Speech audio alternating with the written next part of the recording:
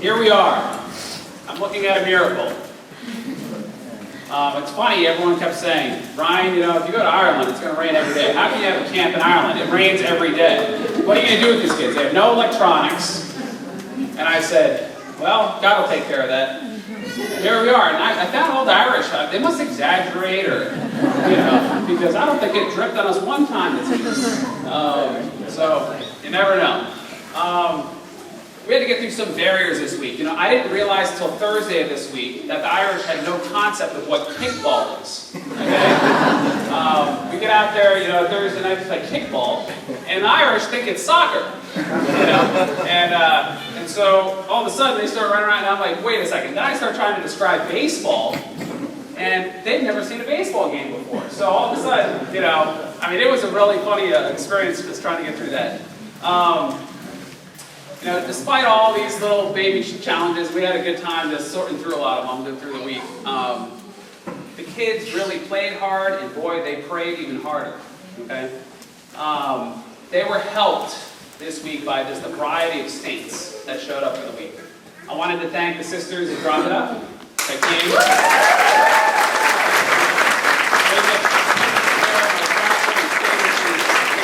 Mom's away from home. I want to thank the friars from Limerick and Derry. I want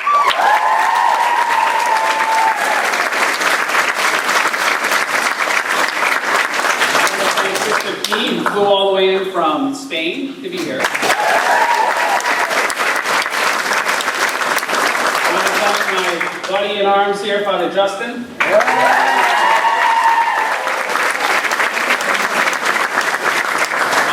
Our general staff who's just been there serving behind us every step of the way, our nursing staff, our sports director. I want to thank our musicians who've been here all week. I want to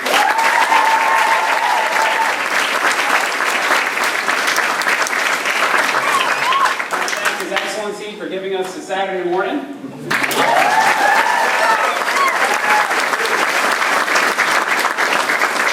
I want to give a special thanks to our counselors. Okay? These people literally gave up a week of their life. You know, it's funny, at home, I was asked by one of the people downtown, they go, yeah, how do you know if counselors are going to come? I mean, I was like, I don't. They go, well, how do you know how many guys are going to come and how many girls are going to come to watch the kids? Because, you know, you can't do it otherwise. I said, I don't know. They said, and then you don't pay them? No, I don't pay them.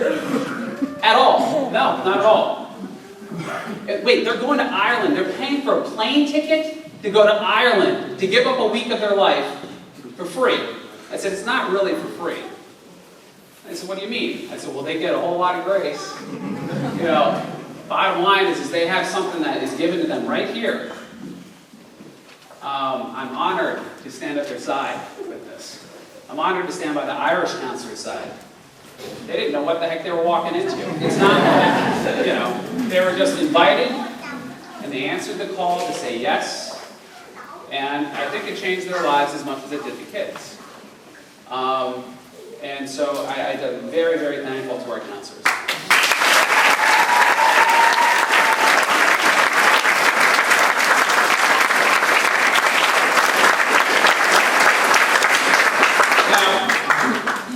This week, as I said at orientation, I said, listen parents, when you come back, your kids are going to have a different look about them, right? And I mean, here's just a little example of that. Can you stand up for me? All right, come here, stand over here. All right, I have 3 boys in the back, can you guys stand up? Can you stand up from over here? All right. It's okay, so everyone sees what we're looking at here, okay? On Tuesday night, these guys come out to play basketball at night. And a bunch of girls her size come out. And the girls say, why don't we do girls against guys? And the guys are standing there like, yeah, like, I mean, look at us, right? And look at you. And the girls stood there and they had that look in their eye. They didn't think they were going to win. They knew they were going to win. And when they played, they didn't win. It was it was a massacre.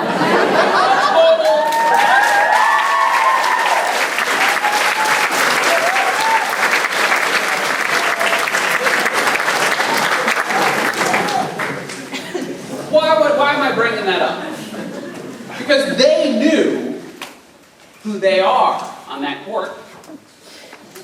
They knew it.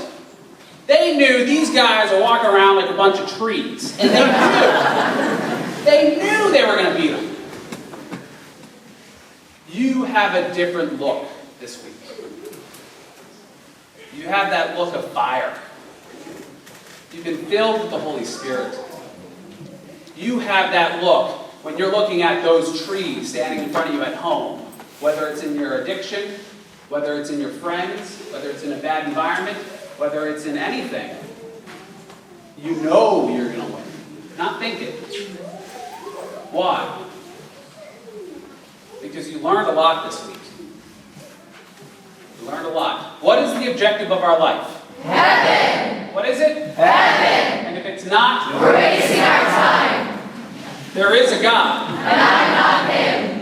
There is a God. And I'm not Him. Who are you? Disciples. I didn't hear you. Disciples. That's right. You have that look. You have it.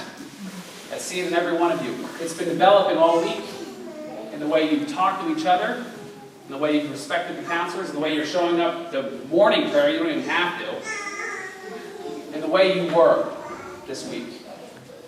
Don't forget it. Okay? Pop quiz, all right? Out of this crew, confession this week was completely voluntary. They can go anytime they want, all right? Just by raising hands, who went to confession this week? Okay. Now I'm going to do another pop quiz. I want you to close your eyes, okay? And this is not a final answer. This is simply the thought crossed your mind, okay? Did anyone even consider the remote possibility that you might be called the priest of religious life? If you can raise your hand, that would be great. Okay, put those down. There's a different look about these kids. Okay? A different look. With that truth that they've been given, a fire has been set. Here's where you come in, Mom and Dad. We need to keep it going. We need to keep that fire stoked. I'm not here. These crazy Americans aren't here. But we do have a good foundation of people here with that fire. What does that mean? I need you to be able to get these kids to other things that keep it going. Youth 2000 is going to have a major event in August. Very similar to this. The kids need it. They should be there. Okay? Sadly, it's for 16 and up.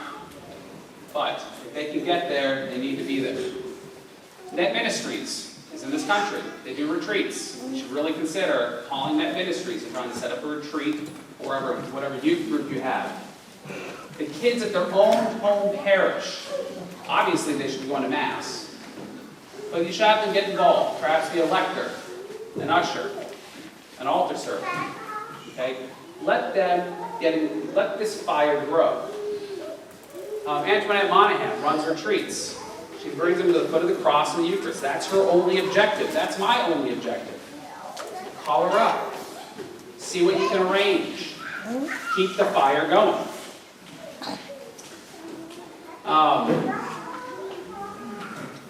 What I also need every single person here to do is to use your voice and start spreading that fire around. You have it here. You have it here.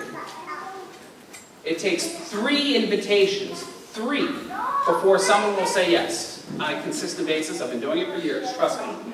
You're going to think you sound annoying, but they really do truly forget. The first time you kind of mention it, it's kind of like, oh, it's on the radar screen. The second time you mention it, it's, oh, I remember the first time you asked. The third time you ask, it's, oh, let me check the calendar. Okay? So 3 invitations is what you need. Parents. Most teenagers can't imagine coming to a Catholic event in the summer that costs some money. The kids can talk to the kids all day. Those kids go to their parents, and parents are like, I don't know, it's a Catholic event that costs some money. Parents talking to parents is one of the most effective ways that the camp has grown in the States to what it is today. We have the exact number of kids we started with in the States.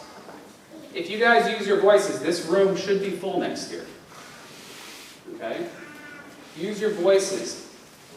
We had a moms come to us, they said, well, I'm just a mom. I said, those just a moms are going to resurrect the church. Those just a moms are going to talk to each other on the playground, on the soccer field, at gymnastics practice. Those just the moms, when they get the advertisement after January 1st this year, they're going to make phone calls to their sisters and brothers. They're going to call their nephews and nieces. You guys need to invite your friends. You need to tell your teachers. You need to tell your priest. Holy Spirit pyromaniacs. Okay? You need to set this island on fire. It's not that big. And you look around and who's in this room. We have Derry, Sligo, Limerick. We have folks down from around the Cork area, Kilkenny, Dublin. Look, we have surrounded the country. Okay? God has picked you each by name to be here for a reason. You are the disciple of that region. Use your voice. How did we end up in Ireland? That is a good question. This is the last place I thought I would be, as is most of my life. Okay? Let me tell you a story real quick, so you understand how uniquely you, and I'm talking not just the kids, the parents, every single person standing in this room, it is not an accident. God has called you each by name to be here, to send your kids here, to hear, to see, and to choose. What are you going to do with what you just saw? A year ago, May, I was going through the country just as a tourist. You know, I'm probably a goofy-looking tourist. You know, we're running around taking pictures of rocks and stuff. And one thing I did notice is this country has varieties of ruins. I mean, when you're a tourist, you end up seeing more ruins probably than there are. Okay? But it's convents and monasteries and churches and old schools and everything that stretch back for 1,000 years. And, you know, we were going to Mass and other things, and, you know, I didn't see many young people in these churches. Practically zero. Practically, I didn't see anyone in the churches under the age of 65, 70. You know? And I was saddened, because I was looking into the eyes of the people here, and there's a hunger, and there's a base knowledge. They know there's something back there. It's waiting to break loose. They're on the verge. They're seeing their culture take another route, and there's a panic button happening in the blood of the Irish that runs deep. Okay? And I'm standing in these ruins in Adair, this 12th century Franciscan monastery. It's sunset, I'm quiet, and these rocks, there were flowers, wild flowers, growing from every possible surface of the ruins. They were growing from the rooftops. They were growing from the walls. I'm talking flowers were growing from stone. And I thought to the Lord, Lord, the country might be in ruins, but there is definitely life here. What would camp be like here? And I started to pray about it. I didn't tell a soul. I just started praying. I started making some calls, and I thought the bye-bye. You hear it? I thought they were just trying to get off the phone with me. I'm like, what a rude people. They're just like, get off the phone. Bye-bye. And I'm like, why is everyone hanging up on me? So then I get to the camps in the States. The fire is spreading in the States too. And we're at this, and after, not finding a place, it's very hard to find a place that can do this. And the camps being the way they were at home, in the middle of one of the camps, I said to the Lord, Lord, I'm going to put the Ireland thing on the back burner. I'm going to refocus my energy here. The very next day, a priest was saying Mass in front of the entire camp in the States. So that camp at that point was about 450 people, right? It's a full room. And he's in the homily, he's just struggling. He didn't sound right, he didn't look right, and he just stopped and sat down in the middle of the homily. I knew there was a problem. Lori, Hanley's there, and she just starts walking down the middle of the aisle, And I'm like, I think she's going to throw the priest up over her shoulder like a sack of potatoes and just walk out, But she's like, are you feeling well? He goes, no. She goes, okay, we got to get you out of here. And we put up another priest, and I'm there with the priest in the back. He's just not feeling well. I said, all right, you got to go to the hospital, make sure there's nothing wrong. I see him the next morning at breakfast. And I said, Father, how are you feeling? And he goes, I had the most vivid dream last night. I said, what's that? He goes, I was in Ireland. And he goes, Ireland was busting forth with flowers. There were flowers coming from everywhere. And God was gathering the flowers into bundles. I said, okay. Sometimes the boss speaks rather loudly. Who are those flowers? You. You. You. You. God has gathered the flowers, and this is his first bunch. Some of these flowers come from rough backgrounds in towns and neighborhoods. Some of these flowers come from stone itself. He still called you, and you're still growing. He hasn't given up. What are you going to do?